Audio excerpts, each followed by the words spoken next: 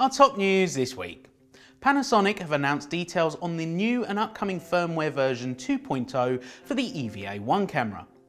Firmware 2.0 is a major update which will enable the camera to output RAW at various resolutions, including 5.7K up to 30p, 4K 60p and 2K up to 240 frames per second.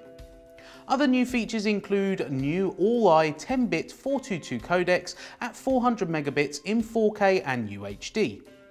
Firmware 2 will be available for a free download and should be released towards the end of March.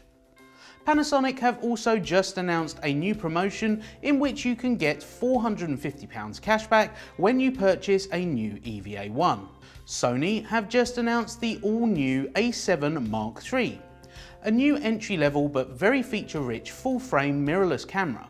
The A7 Mark III features a significantly improved autofocus system, a new AF joystick, a bigger battery and 5-axis image stabilization. The camera records UHD at 25p, which is super sampled from the 6K sensor for a crisper and more detailed image, free of moire and aliasing. And speaking of Sony full-frame mirrorless cameras, Sigma just announced 9 new full-frame lenses for the Sony E-mount.